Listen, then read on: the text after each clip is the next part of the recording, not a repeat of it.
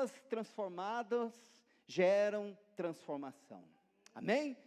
Só podemos transformar ou ser agentes de transformação se nós passarmos pela transformação. E isso é o Evangelho. O Evangelho transforma.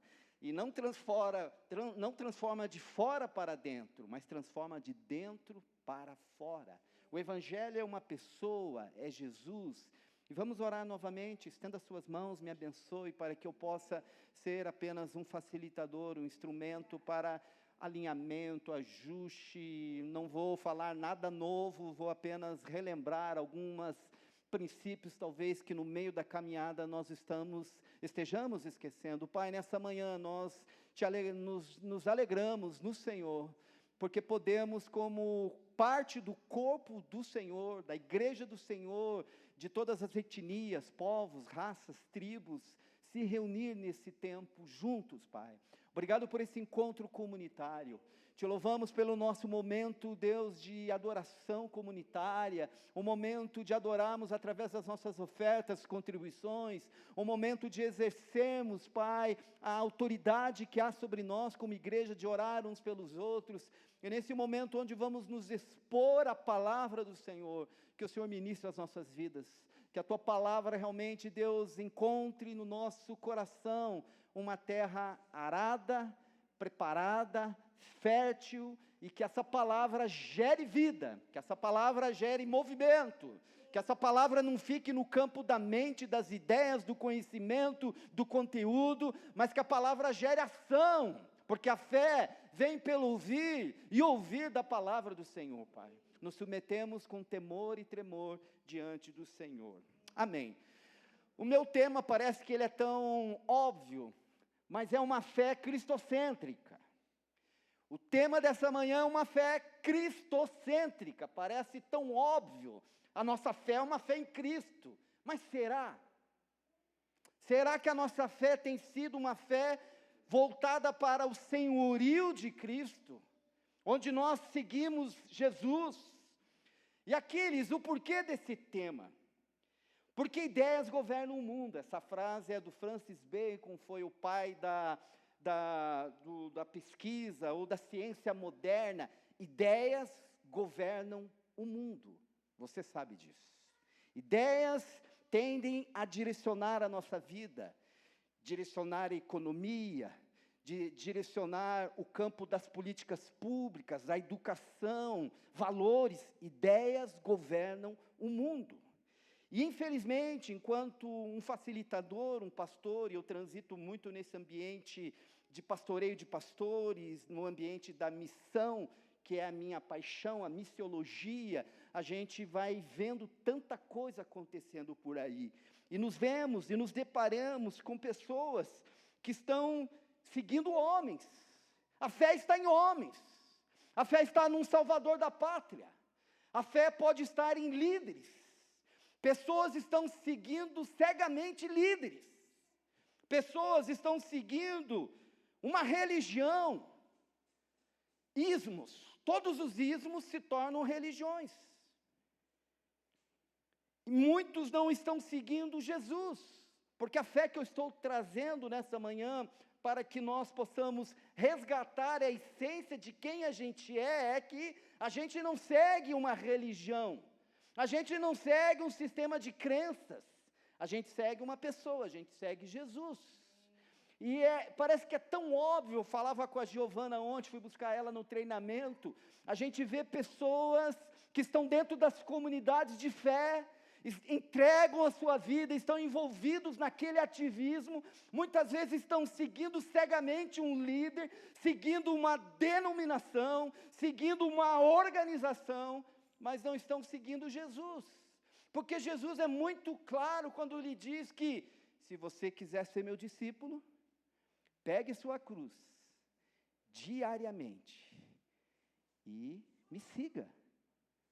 Isso é o Evangelho, vai nos custar algo, renúncia, morte do eu, soberania do Cristo. Para muitos, Ele é apenas o Salvador, e de fato Ele é o Salvador, é Ele, vem dele, mas muitos não o tem como Senhor, muda tudo.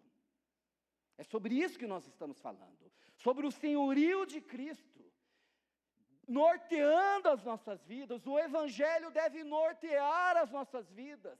O Evangelho é uma cultura de vida, que não é sobre mudar comportamento, um adestramento moral. O Evangelho muda a nossa ética de vida, a maneira como fazemos os nossos negócios, a maneira como interagimos com a nossa família, a maneira como vivemos a nossa fé, que é a fé não do domingo. Porque vocês já ouviram isso, que a nossa fé, o nosso culto, começa quando o sermão de domingo acaba. É sobre essa fé que eu estou falando, uma fé cristocêntrica. E parece tão óbvio, mas nós precisamos nos perguntar: é essa fé que eu estou vivendo? Ou estou colocando esperanças em homens? Estou colocando a esperança no futuro presidente da nossa nação? Amado, a nossa esperança é no Senhor. Não nos esqueçamos. O reino de Deus é diferente. Religião é a tentativa de reparar o erro de Adão. A palavra religião é religar, restabelecer. É uma tentativa, e que muitos de nós, muitas vezes, estamos sendo religiosos e tentamos agradar a Deus por mérito, por esforço, por entrega. O Evangelho é graça. Ele fez, está consumado, só que ciente daquilo que Ele fez, de uma maneira deliberada, eu me submeto a Ele como meu Salvador, mas também como meu Senhor. O Evangelho me leva ao Salvador, mas também me conduz ao seu senhorio, em meio a quadros de desesperanças. Quando eu citei essa fala do Felipe, e esse mês de setembro é um mês onde há uma campanha contra o suicídio, isso está no nosso meio, psicólogos, psiquiatras, muita gente da área da saúde trabalhando, porque a gente é um sistema, corpo, alma e espírito, e isso está no nosso meio, amado. Pessoas sem esperança, desesperançosas, com medo do amanhã, com medo, como será o amanhã? Lembra daquela canção popular? Responda quem souber. Deus está na frente, Deus está conduzindo a história, Ele conduz a história porque a história é dEle, e nós precisamos entender nessa história macro, qual é a nossa contribuição, o que Ele nos chama a desenvolver com Ele, porque nós não fazemos a obra de Deus, a gente faz com Ele. E eu lembro de uma frase do Josadá, que é um dos meus mentores, ele fala que a esperança é a virtude essencial do peregrino da fé. Esperança é a virtude essencial do peregrino da fé. Ou de um outro amigo que vocês conhecem, Maurício Cunha. Como levaremos esperança, ou como carregaremos esperança, se nós não a levamos conosco? A gente é agente de esperança. Nós, discípulos de Jesus, Paulo vai dizer: se Cristo não ressuscitou, é vã a nossa fé. Nós somos esperançosos. E nós precisamos ter a nossa fé no senhorio de Cristo. Tem um pastor chamado Ziel Machado, ele diz: a minha visão de futuro disciplina o meu futuro, meu presente. A minha visão de futuro disciplina meu presente. Alguém que está regendo a história.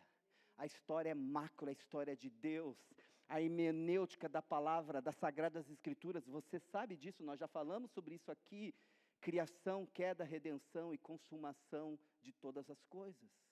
No final vai acabar tudo bem, porque Ele está regendo a história. A fé deve ser uma fé cristocêntrica, e que no bojo disso Ele tem que ser o centro da minha vida. Ele tem que ser o centro das minhas escolhas. Ele tem que ser o centro de tudo aquilo que eu pretendo desenvolver. Ele como centro. Ele é o caminho. Ele é a verdade. E ninguém vai ao Pai se não for através de Jesus. Só existe um caminho. Nós não cremos naquela fala do ditado popular que todos os caminhos levam a Deus. Não. Há um caminho só. E o caminho é Jesus. E Ele falou: eu sou o caminho, eu sou a verdade, eu sou a vida, eu sou a porta, eu sou o bom pastor, eu sou o pão que desceu do céu, Cristo.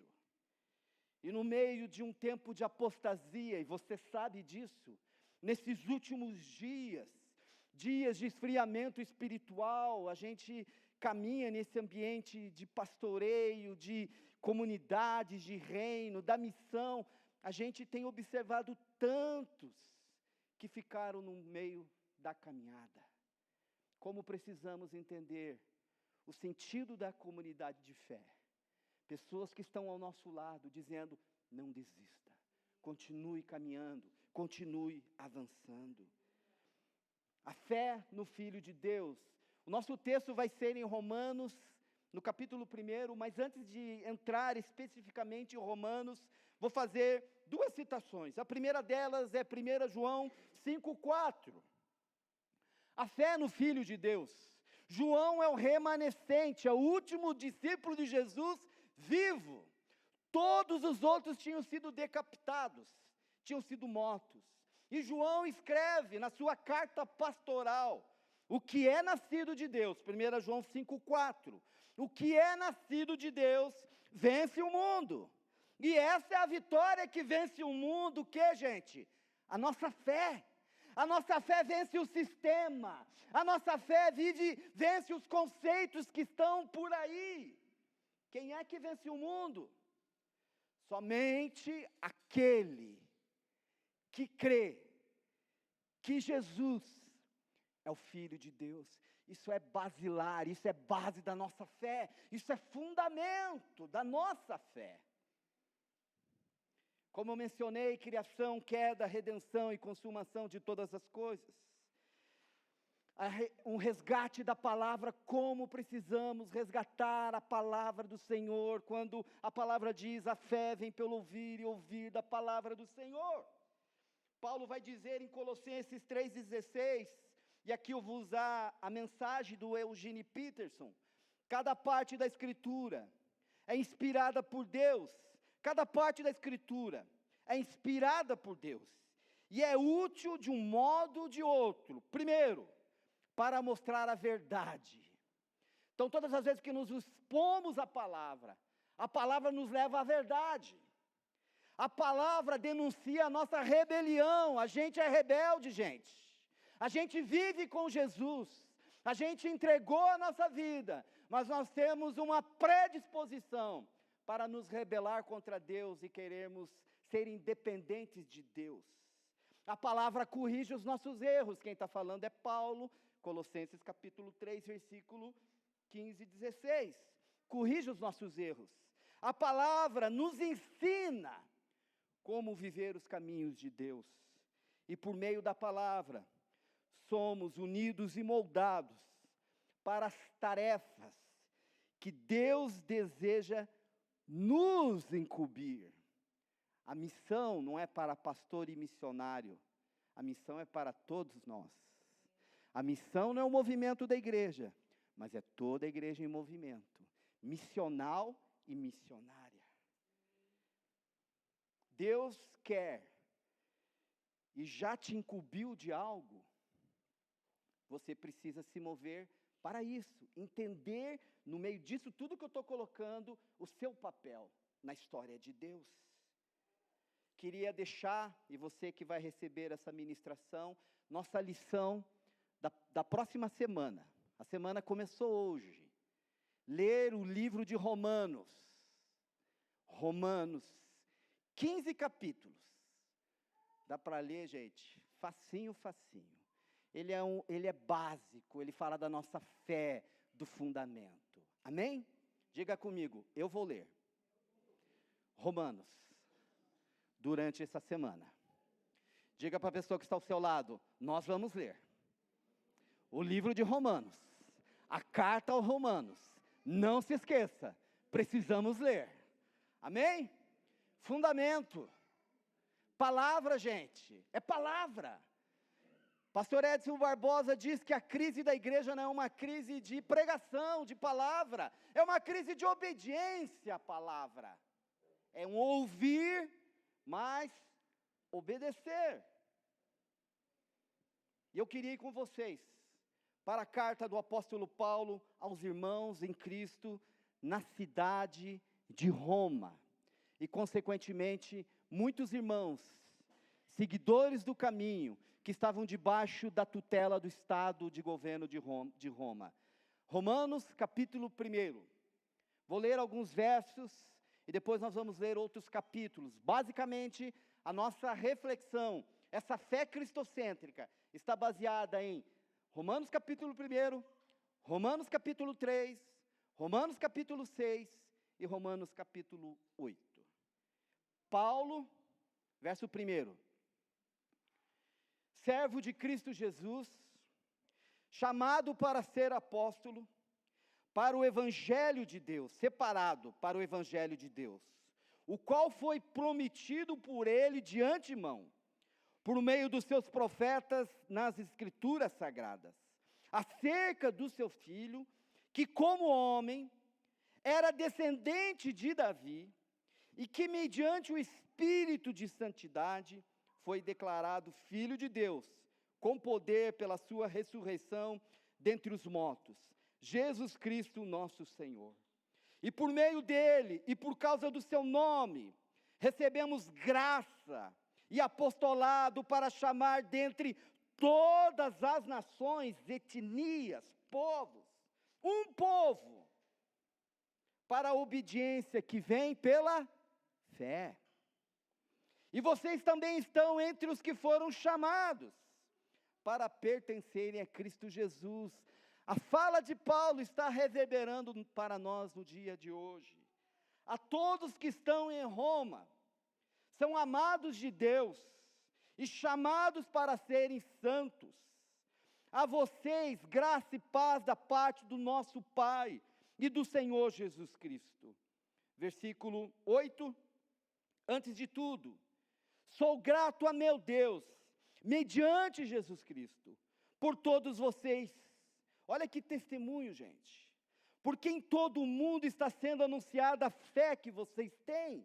Vocês lembram do domingo passado que eu falei que a nossa fé ela tem que ser uma fé pública? Falando do rei Josafá. O mundo está sabendo do que vocês estão vivendo. No meio de um governo, de um império de injustiça. Mas a fé de vocês está ecoando por todo o império e por todo o mundo. Versículo 9. Deus a quem sirvo de todo o coração, pregando o evangelho do seu Filho, é minha testemunha, de como sempre me lembro de vocês, em minhas orações. Peço que agora, finalmente, pela vontade de Deus, seja-me aberto o caminho para que eu possa visitá-los. Anseio vê-los. Olha o coração de Paulo. A fim de compartilhar com vocês algum dom especial para fortalecê-los.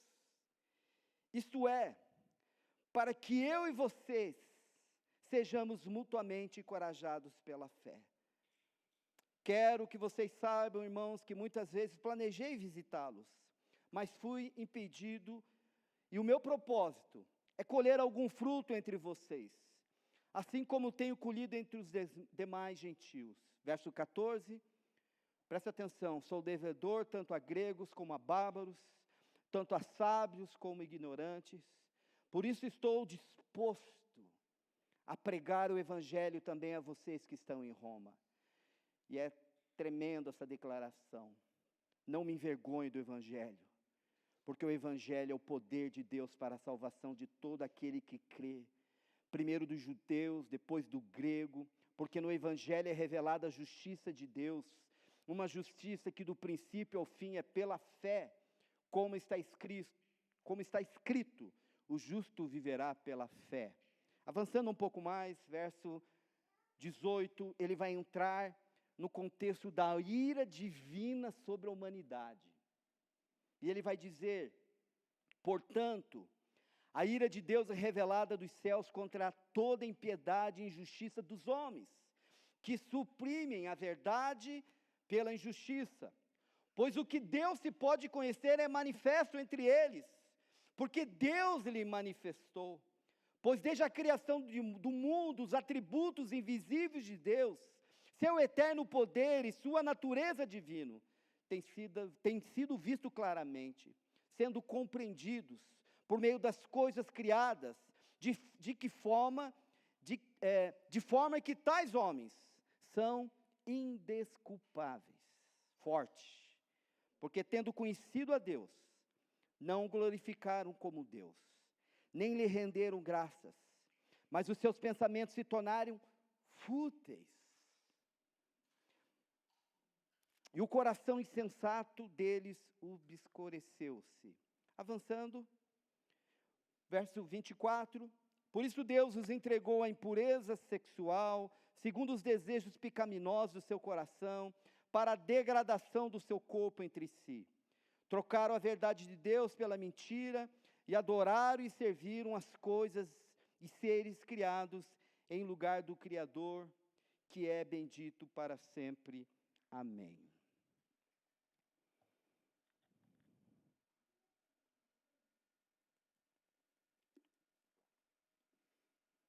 Queria apenas trazer um pano de fundo para vocês.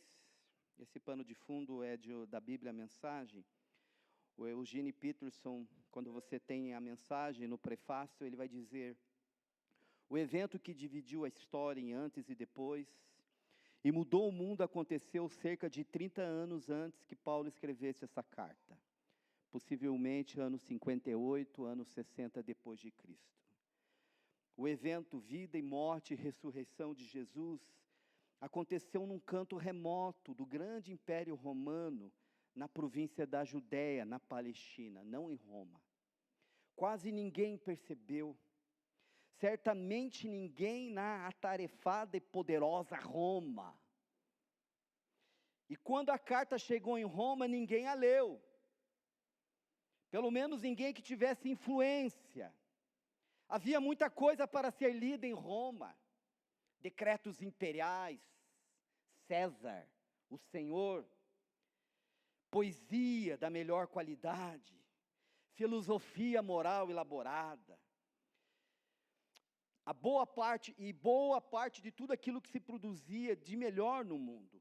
Mesmo assim, em pouco tempo, como às vezes acontece, a carta superou todos os outros escritos.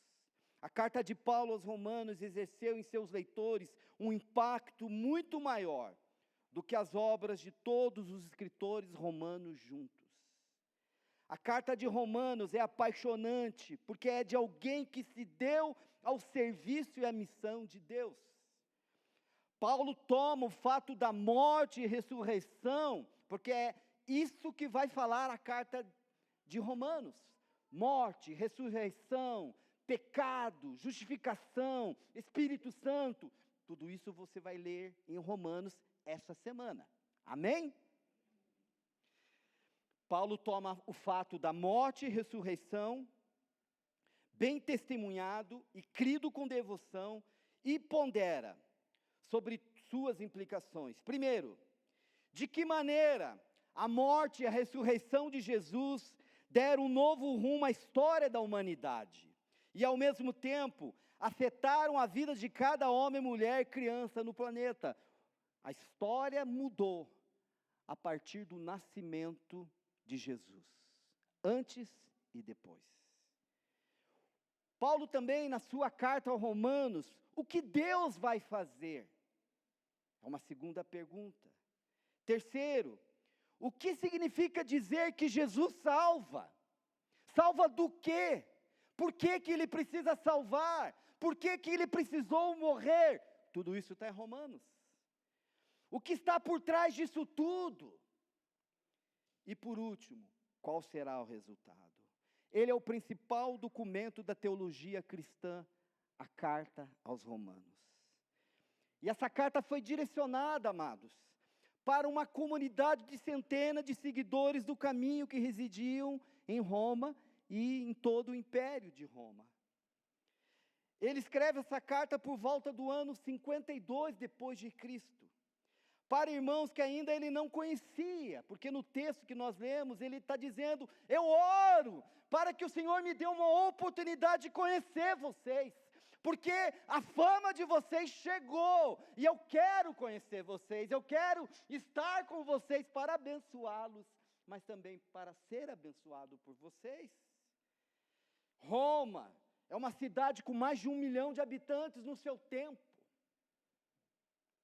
com um suntuoso palácio do imperador, templos pagãos para tudo que é lado, conjuntos habitacionais, escravos, porque você sabe disso, a economia romana se fundamentava em trabalho escravo. Classe média, todos tinham escravos, 50, 60 escravos. São 15 capítulos. Vou te dar aqui o resuminho. Primeiro, condenação, vai falar sobre condenação. Eu estou sendo didático nessa manhã, eu estou cumprindo um papel pastoral, de estabelecer bases para a tua fé. Amém? Eu não estou aqui, normalmente eu venho e trago princípio 1, princípio 2, 3, não, hoje eu estou lançando algo para que você corra atrás. Ok? Isso é fé. Ouvir da palavra do Senhor. São 15 capítulos. Do 1 ao 3 fala sobre o pecado, a condenação, a necessidade humana da justificação, do 1 ao 3. Do 4 ao 5, salvação, justificação, a provisão divina para cada ser humano, eu e você, e toda a raça humana. Terceiro, lutas, capítulo 6 a 8, que ele fala da vida no Espírito, do Espírito Santo como intercessor, santificação, o poder divino para uma vida justa. Capítulo 9 a 11 fala sobre a soberania de Deus, o plano de Deus, o pleno estabelecimento da sua vontade, porque em Cristo, Colossenses capítulo 1, Ele reconciliou todas as coisas. Amado, nós temos o ministério da reconciliação, por isso que a nossa fé tem que ser uma fé cristocêntrica. E por último, do versículo 13 a 16, ou do 12 ao 16, Romanos 12, lembra que a gente trabalhou muito a questão dos dons? Tudo está aí, serviço, atitudes dos cristãos, mediante a fé que eu tenho, e ministério é serviço, é isso, as pessoas querem um ministério, serviço, obras de justiça, na comunidade de fé, e no mundo. Amém, amados? Estou sendo aqui didático, porque a palavra tem que ser exposta, fundamentada.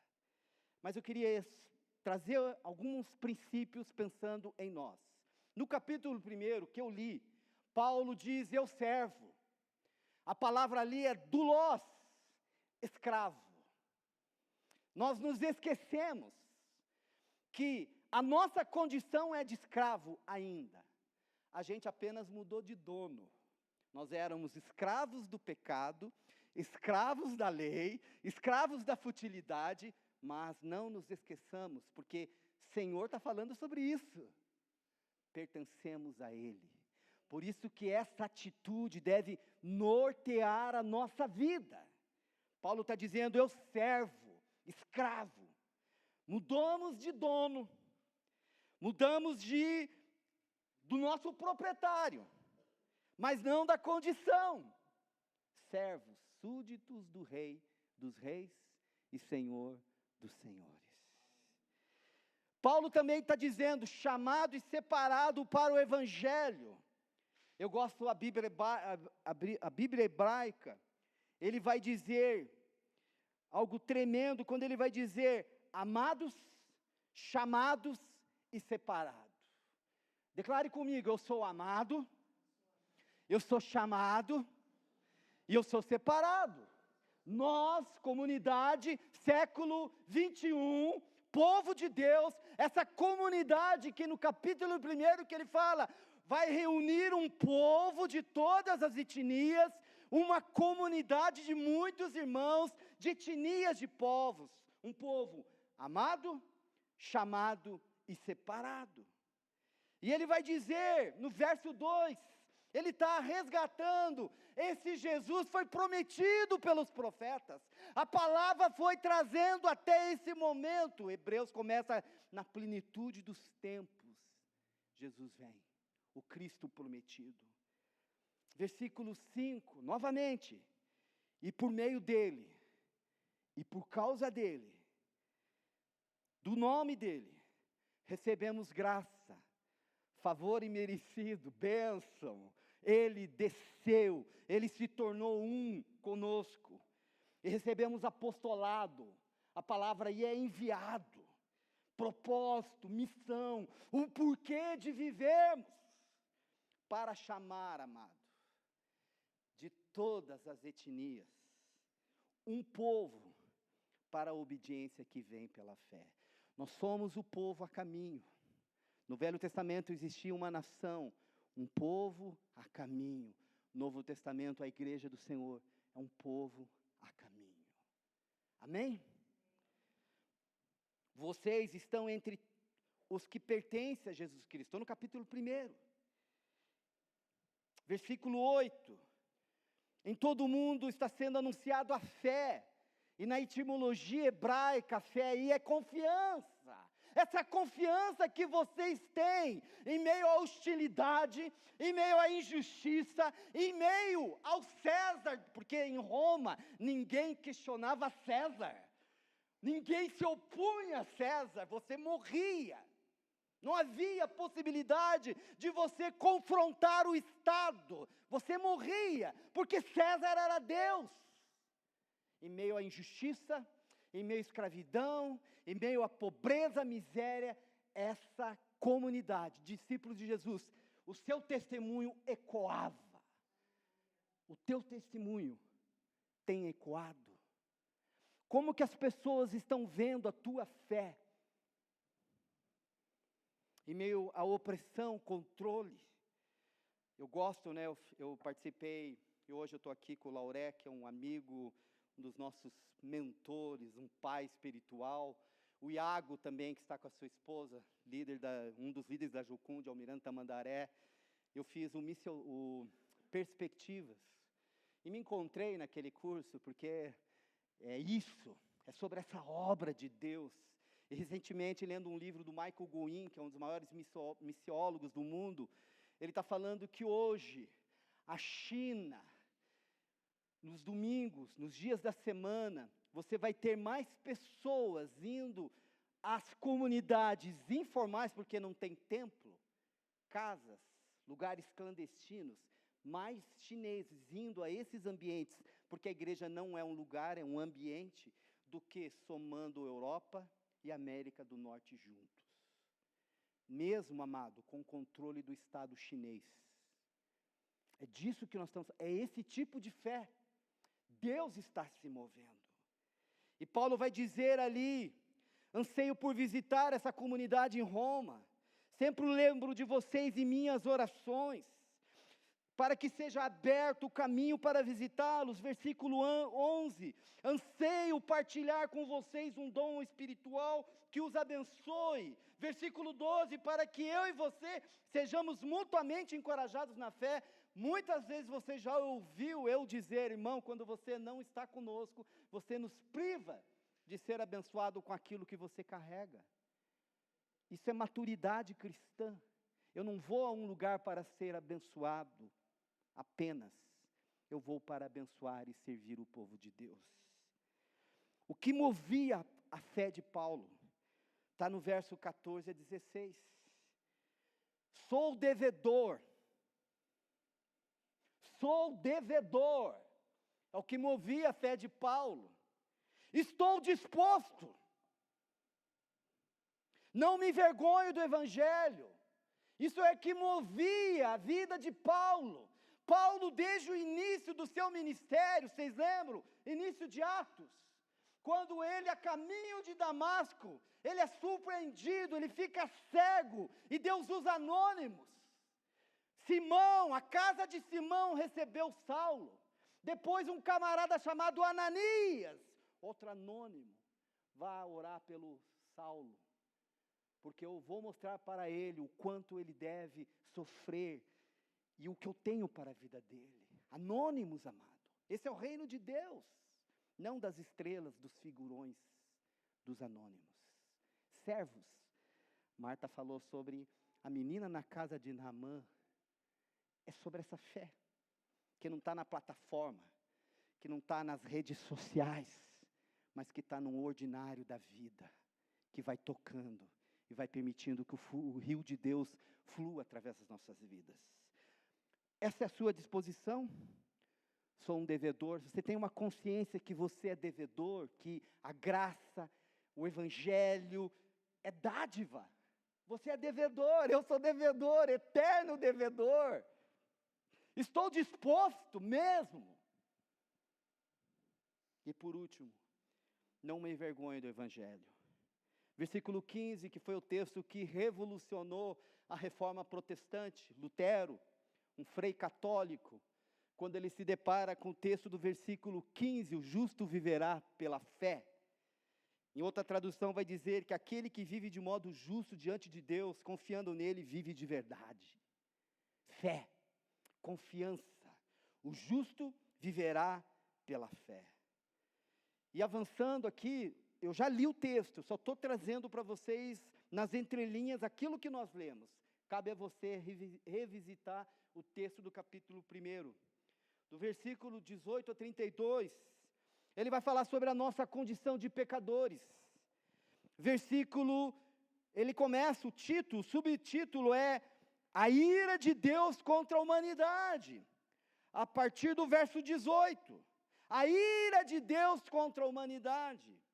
E no versículo 20 ele vai dizer que todos são indesculpáveis. Todos nós. A natureza criada anuncia a glória de Deus. E o firmamento anuncia, um dia faz declaração a outro dia. É disso que nós estamos falando. Versículo 20, Paulo vai dizer, Aquiles, você é indesculpável. Marta, Kellen, Lauré, indesculpáveis. Versículo 21, seus pensamentos, as ideias que governam o mundo, geraram futilidade. E amado, a nossa sociedade está tão fútil, tão degradante, o que a gente vê por aí, irmãos viciados no entretenimento. Eu estimulo que você assista, que você leia, mas se você não tiver tempo com a palavra, você está equivocado, porque essa palavra norteia a nossa fé, e aí não adianta dar desculpa. Quem quer, como que é o pensamento? Quem quer dá um jeito, quem não quer, dá desculpas. Palavra. Conversava com a Giovana no carro ontem. A palavra era transmissão oral no Velho Testamento, não tinha nada escrito. A palavra sendo transmitida. A palavra. Hoje nós temos todos os tipos de traduções disponíveis. Mas infelizmente, a igreja está tão longe do Senhor. Palavra. Por mais que o Estado, nós estávamos conversando com um casal de amigos que moraram na Suécia, país cristão, que hoje a legislação totalmente apóstata, distanciada de Deus. Eles falaram, Aquiles, nós não pudemos continuar na Suécia, por causa de todas as ideologias que estão dentro do nosso sistema. Dentro daquilo que o Estado traz como diretriz. E isso nos leva, amado, por mais que haja mudanças na nossa nação, a responsabilidade de discipular os nossos filhos é nossa. Não é do Estado. É nossa. Nós temos que ser profetas, nós temos que denunciar, nós não podemos nos omitir. Não devemos ficar alienados. Mas a responsabilidade é nossa. Começa na nossa casa. E a comunidade de fé ajuda nesse processo. Mas não pense que isso é uma competência. Não terceirize responsabilidades. Seus pensamentos se tornaram fúteis. Versículo 21. Versículo 25. Adoraram e serviram as coisas e seres criados em lugar do Criador. Isso fala muito de ídolos. Ídolos se atualizam. E Paulo apresenta as boas novas sobre a maravilhosa graça de Deus. Há uma cura completa disponível, mas ninguém buscará a cura enquanto não souber o que está doente. Nossa condição, pecadores. E Paulo começa ali, Romanos capítulo 3, versículo 8 a 12. Paulo traz algo que é tão contundente. Philip Yancey fala que é o resumo mais sombrio da Bíblia. Quando ele vai dizer, não há nenhum justo, nenhum sequer. Paulo vai dizer, todos pecaram e foram banidos da presença de Deus, foram destituídos, tinham uma posição de relacionamento com Deus no Éden, mas foram destituídos desse lugar de relacionamento. É a nossa condição. O pecado, amado, não é primeiramente uma ação, é uma disposição. A gente aprendeu isso várias vezes com um dos nossos mentores. O pecado é que nem lepra. Só muda que lado essa lepra comeu, mas a gente é pecador. Nós temos um vírus, uma predisposição para nos rebelar contra Deus. Por isso que a comunidade de fé é importante. Ela é terapêutica, ela é curativa, nós nos ajudamos mutuamente, é lugar de restauração, é lugar de cura, é lugar de avanço, é lugar de conversão. O pecado não é somente uma ação, uma disposição. Trata-se de uma versão da nossa alma a Deus, é uma rebelião a Deus. Ela se manifesta em nosso orgulho, ela se manifesta em nosso egoísmo, ela se manifesta na nossa independência, e ela também pode se manifestar por falta de amor a Deus e amor pelas pessoas. Às vezes o pecado é externo e bastante inegável. Outras vezes é interno e oculto. Como mencionei, Romanos 3:23, Paulo vai dizer, todos pecaram e destituídos estão da glória de Deus. O mundo inteiro está destinado à morte espiritual, a menos que consiga descobrir um tratamento definitivo. É sobre isso que nós estamos falando, a fé cristocêntrica. E o pecado traz duas consequências drásticas à nossa vida. Romanos 6, 17 a 18. Romanos 6, 17 e 18. Paulo vai estar dizendo para nós, versículo 17, mas graças a Deus, porque embora vocês tenham sido escravos do pecado, passaram a obedecer de coração a forma de ensino que lhe foi transmitida. Vocês foram libertados do pecado e tornaram-se escravos da justiça. O pecado traz duas consequências. A primeira dela, ela nos escraviza. Quando nos voltamos contra Deus, voltamos-nos para outras coisas, a fim de encontrar na nossa vida identidade, significado, relevância, buscar propósito, buscar felicidade. Isso é comum a todos nós. E essas coisas se tornam deuses substitutos, o que a Bíblia chama de ídolos. E logo nos escravizam, exigindo nosso tempo, nossa energia, nossa lealdade, nosso dinheiro, tudo o que somos e temos. Porque deuses querem a nossa devoção.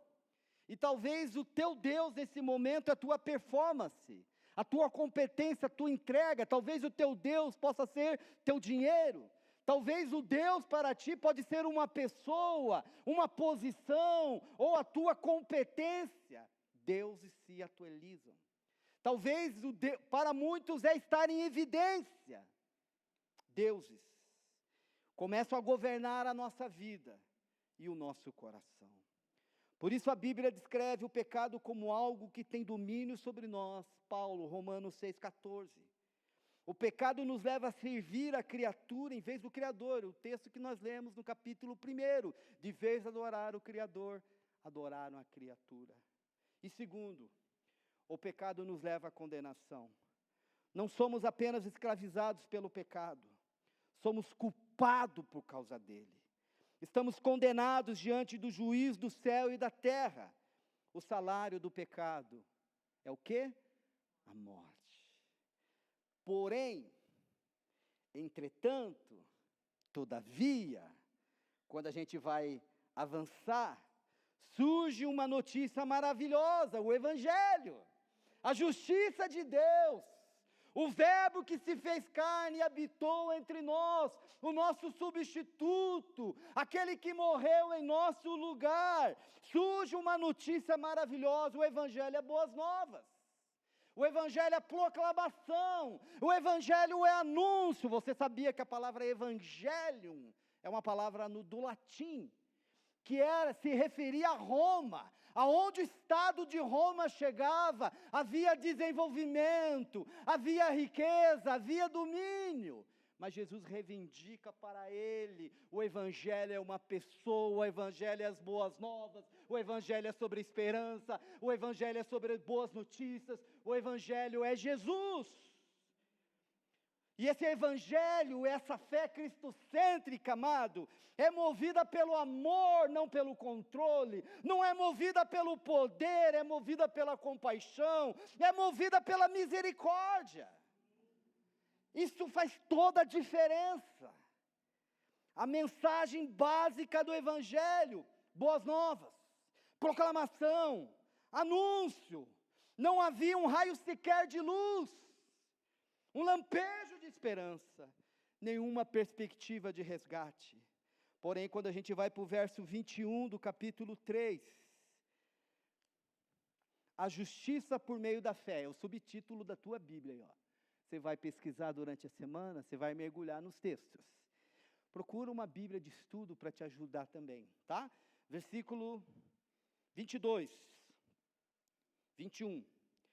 Mas agora se manifestou uma justiça que provém de Deus, independente da lei, do qual testemunharam a lei e os profetas. Justiça de Deus mediante a fé em Cristo Jesus para todos os que creem. Não há distinção, pois todos pecaram, estão destituídos da glória de Deus. Daí Paulo vai dizer algo fantástico, versículo 24. Sendo justificados gratuitamente por sua graça e por meio da redenção que há em Cristo Jesus. Deus o ofereceu como sacrifício para apropriação, mediante a fé por seu sangue, demonstrando a sua justiça, em sua tolerância, havia deixado impunes os pecados anteriormente cometidos. A demonstração divina da cruz, versículo 21, todos estávamos condenados, todos estávamos escravos, mas em Jesus, a nossa justiça, versículo 21, que provém de Deus. Se você tiver a oportunidade, leia um livro do Tim Keller, Justiça Generosa. Fantástico a maneira como ele desenvolve esse livro. Versículo 22, justiça, não porque eu sou bom, porque eu guardo o dia, porque eu dizimo, porque eu vou na igreja, não, porque a minha justiça está fundamentada na fé em Jesus Cristo, e não somente para mim, mas para todos aqueles que creem. Versículo 24, sendo justificados gratuitamente, não tem preço. É o estupim da reforma protestante. Quando Lutero vai em Roma, e ele se depara com a basílica, ele tem uma frase que ele diz: se existe o inferno, Roma está construída sobre ela. Lembra das indulgências, ensino médio? É sobre isso. Não há como pagar. Não é mérito, não é seguir uma cartilha, é render-se ao senhorio de Jesus, tendo Ele como Salvador e Senhor das nossas vidas. A justiça divina, que exigiu o sacrifício em Cristo na cruz. Por isso nós não podemos banalizar, por isso nós não podemos tratar isso com irreverência, não, amado, mediante a minha fé, porque a fé determina quem eu sou, e a fé determina como eu vivo. É isso, essa fé norteia as nossas vidas.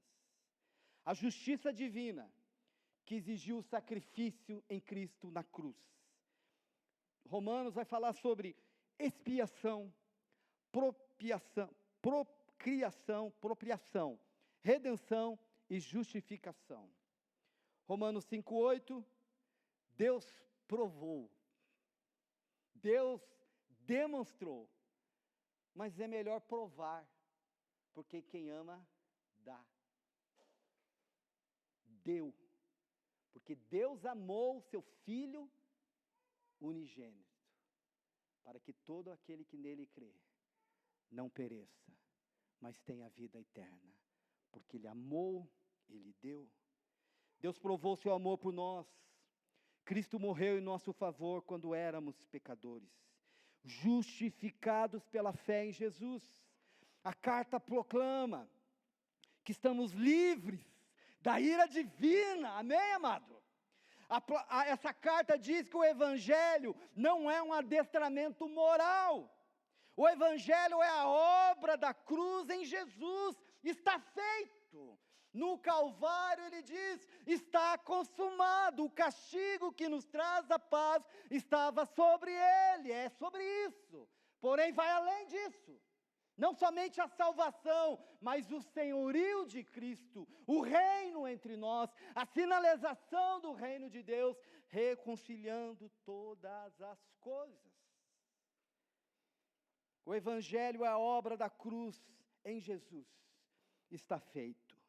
Caminhando para o nosso encerramento, Romanos capítulo 8, fantástico, 2 citações de Paulo, que a gente vai terminar o nosso tempo com elas.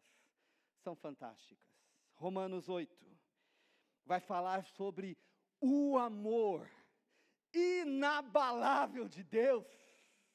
Brennan Manning escreveu um livro chamado O Impostor que Vive em Mim, e um outro que eu sou apaixonado, O Evangelho Maltrapilho. E ele vai dizer que nada do que eu faça vai fazer com que Deus me ame mais ou menos, menos ou mais. Deus me ama. Versículo 36, do capítulo 8. Por amor de ti enfrentamos a morte todos os dias, somos considerados como ovelhas destinadas ao matadouro. Por amor de ti enfrentamos a morte todos os dias. Ele está falando do que, gente? Um sistema, uma ideia de opressão, de poder, de domínio. E que séculos depois, todo esse sistema, Império Romano, ruiu. Lembra da escatologia, Daniel, Babilônia, Medo-Persas, gregos, Roma, até que vinha um outro reino. É sobre isso. Jesus, o Império Romano ruiu, não através de guerras, embates, mas ruiu pelo testemunho dos seguidores do caminho. Porque tudo aquilo que nós conhecemos de cristianismo é ano 300 e pouco, quando o imperador se converte ao movimento de Jesus. Mas esse reino inabalável, esse amor inabalável, é movido pelo amor. Romanos 8, 38 a 39. Pois estou convencido, Paulo está dizendo, pois estou convicto, isso é fé, confiança. Estou convencido, estou certo, não há dúvida, de que nem morte, nem vida, nem anjos, nem demônios, nem o presente, nem o futuro, nem qualquer poder, nem altura, nem profundidade, nem qualquer outra coisa na criação será capaz de quê? De nos separar do amor de Deus, que está em Cristo Jesus, nosso Senhor. Eu vou repetir: o que pode nos separar do amor de Deus? Absolutamente nada. Nem morte, nem vida, nem anjos, nem demônios, nem o presente, nem o futuro, nem qualquer poderes, nem altura, nem profundidade.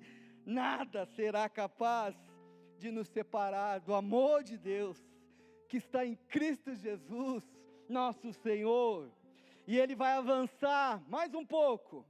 5 perguntas irrespondíveis sobre o amor de Deus. Paulo era um perito da lei. Lembram disso? Ele tinha estudado com Gamaliel, o cara era top. E ele desenvolve algo fantástico, uma argumentação. 5 perguntas irrespondíveis sobre o amor de Deus.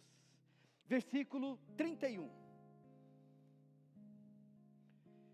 Que diremos, pois, diante dessas coisas? Se Deus é por nós, quem será contra nós? Primeira pergunta. Se Deus é por você, Andréia, quem será contra você? Se Deus é por nós, quem será contra nós? Versículo 32. Aquele que não poupou seu próprio filho, mas o entregou por todos nós, como não nos dará juntamente com ele de graça todas as coisas? Aquele que poupou o seu filho, ele vai nos privar de algo? 33. Quem é capaz de te acusar? Quem pode fazer alguma acusação contra você, contra os escolhidos de Deus? Porque é Deus quem justifica. Lembra da carta de João, que temos um advogado? Versículo 34. Quem os condenará? Foi Cristo Jesus que morreu. E mais, que ressuscitou, está à direita de Deus e também intercede por nós. E a 5ª pergunta: quem nos separará do amor de Cristo? Guarda isso, amado. E aqui eu resgato a primeira fala desse pai da ciência moderna: ideias governam o mundo. O reino de Deus tem que ser o nosso basilar da nossa fé. A nossa fé tem que ser uma fé cristocêntrica. É momento de rever as nossas vidas. É momento de rever para quem a gente está olhando, em quem nós estamos depositando a nossa esperança. Uma fé cristocêntrica. Não nos esqueçamos. Marta, pode se posicionar, equipe de louvor. Não nos esqueçamos. Você que está nos acompanhando de casa, a fé que vence o mundo, a fé que vence o sistema, a fé que vence a hostilidade, a fé que vence o medo, a fé que vence tudo, é a fé na pessoa e obra de Cristo Jesus na cruz. Não nos esqueçamos, nós não seremos, fomos justificados pela fé. É iniciativa de Deus, mas como Ele tomou a iniciativa, e ciente da obra dEle, eu me submeto em devoção e redenção ao nome do Senhor. Não nos esqueçamos, nada nos separar desse amor inabalável de Deus. Resgatando o início da carta de Paulo, versículo 5, por meio dele, e por causa do seu nome, recebemos graça. Você é um agraciado, você é um abençoado, você é um favorecido, a marca do Senhor está sobre ti, o Espírito Santo reside em você. Recebemos graça, porém, não nos esqueçamos, é meu papel também lembrar a nós. Recebemos apostolado para chamar dentre todas as nações, um povo para a obediência que vem pela fé. Estou falando de missão, aonde Deus está nos colocando. Resgatando a fala do Eli Anderson no último domingo, ele nos confiou o ministério da reconciliação. 2 Coríntios 5,17. Queria te convidar a se colocar em pé. Vamos orar. Queria que você sondasse seu coração, sondasse sua vida, sondasse as suas escolhas, sondasse o que você tem ouvido, o que você tem assistido, quem você tem lido, quem está regendo a sua vida, quem está norteando as suas ações, quem está de alguma maneira norteando a sua vida, amado. Eu amo quando eu penso no povo judeu, e ao longo da história desse povo, eles foram dizimados, perseguidos, expulsos, ficaram sem território, mas tinha algo que regulava a vida deles: a Torá, a lei de Deus. Eles foram os pais da transmissão oral da lei do Senhor. Vamos orar? Você está com seu esposo, sua esposa, é momento de dedicar as nossas vidas, sondar a nossa fé. Vamos lá?